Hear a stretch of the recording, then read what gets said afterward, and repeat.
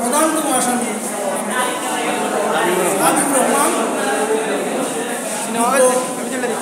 Chief judicial magistrate কর্তৃক jail হাজতে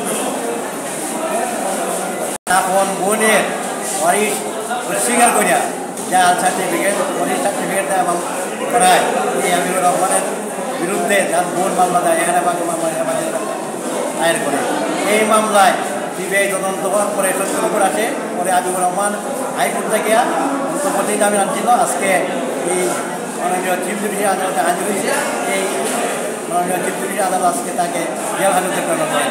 এই আমাদের সিআর 374 মামলায় শুধুমাত্র ওয়ারিশ সহ জাল প্রসেস তেমনটাই নয়, উনি একটা তার জাল প্রসেস 2702 তার 217 প্রতিষ্ঠান জাল করছেন। উনি ওনার পালক পুত্রকে নিজের সন্তান দেখায় জন্মসনদ সৃষ্টি করছেন, সেটা জন্মসনদ বাদ গেছে। উনি জালিয়াতি করতেছেন, এটা আদালতের বিবেচনার পূর্বে নিজস্ব শুনানি হতে। এই কারণে বিজ্ঞ সিটিউশন ম্যাজিস্ট্রেট হারুন রশিদ সাহেব কর্তৃক আসামিকে জেলাতে প্রেরণ করছেন। বাদী পক্ষে নিযুক্ত আইনজীবী মহোদয়ের সাথে আমরা সঙ্গী হিসেবে ছিলাম। আমাদের বাইরে সম্মানিত প্রেসিডেন্ট মহোদয় ছিলেন। আমরা আজকে চিফ জুডিশিয়াল ম্যাজিস্ট্রেটের আদেশে আমরা খুশি, আমরা অত্যন্ত সন্তুষ্ট। কারণ এইভাবে যদি জালিয়াতিকে প্রশ্রয় দেওয়া হয়, এই ধরনের জালিয়াতি করলে যদি আইনের ফাঁক বলে আসামি বেরিয়ে যায়, তাহলে সমাজে অনাচার এবং সমাজে এই জালিয়াতি বেড়ে যাবে। আজকে বিজ্ঞ আদালত ভোটের জোর দিয়েছে। আপন বোন হওয়া সত্ত্বেও তাকে ওয়ারিশ সনদ থেকে বাদ দিয়ে অপর শরীকান্তে নিয়ে একটা মিথ্যা এবং জাল দলিল প্রণয়ন করেছেন। সেই জাল দলিল আবার খাটিয়ে ব্যবহার করেছে। আজকে আমাদের সাবমিশনের মূল বিষয় ছিল যে উনি আপন ভাই, ওনার একজন বোন আছে, উনি জানতেন, উনি ওনাকে বাদ দিয়ে এই মিথ্যা এবং জাল দলিল করেছেন। অনারেবল হাইকোর্টে গিয়েছিলেন, অনারেবল কোর্ট ওনাকে আগাম জামিন দিয়েছিলেন 6 সপ্তাহে। ইতিমধ্যে অনারেবল কোর্টের নির্দেশিত মতে উনি সাক্ষীকে মারধর করেছেন, বাদীকে মারধর করেছেন, ভয়ভীতি প্রদর্শন করেছেন, যেটা স্থানীয় পত্রিকায় নিউজ প্রকাশিত হয়েছে। আমরা বিজ্ঞ আদালতের কাইন্ড নোটিশে এই বিষয়টা উপস্থাপন করেছি।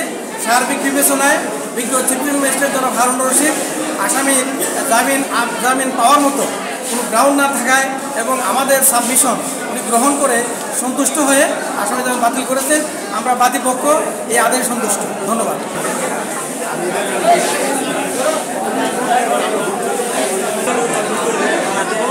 আমি আর কিছু বলতে পারি না। আমি আল্লাহর কাছে শুকরিয়া। আমি আমি আল্লাহর কাছে এবং প্রশাসন আমি ধন্যবাদ জানাই। আমি অসহায় নারী, আমি অনেক কষ্ট করে এই রায় পাইছি। আমি আল্লাহর সন্তুষ্ট। আমি আর কিছু ভারসাম্য হারিয়ে ফেলছি। আমি বড় অসহায় হয়ে আমি এইভাবে বুঝছি। আমার আমাদের এই রায় পাওয়াতে আমি অনেক সন্তুষ্ট আল্লাহর কাছে।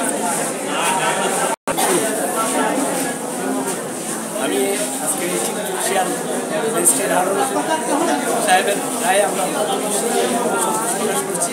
কারণ এই হাবিবুর রহমান শুধু একটা ওয়ারিশে জালিয়াতি করে এবং বাবার ওয়ারিশে জালিয়াতি করছে, দাদার ওয়ারিশে জালিয়াতি করছে এবং তার যে এসে প্রতিয়ার 200 নম্বর 17 নম্বর প্রতিয়ার, এই দাগ 200 নম্বর প্রতিয়ারে না, সে একটা ভুয়া একটা 200 নম্বর এসে প্রতিয়ার সৃষ্টি করেছে এবং সে সৃষ্টি করে আমাদেরকে প্রথম সে আমাদের বিরুদ্ধে জুডিশিয়াল কোর্টে আমাদের মামলা করছিল এবং সেই মামলা আমরা বধ পেয়েছি। সেই মামলা খারিজ হয়েছে।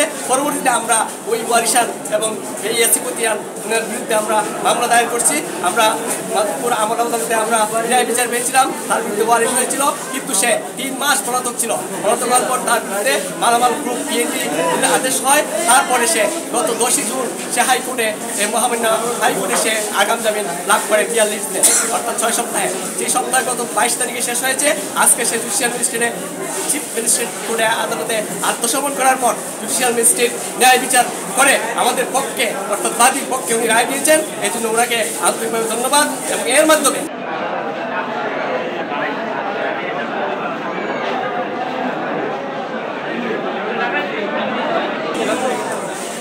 ধন্যবাদ।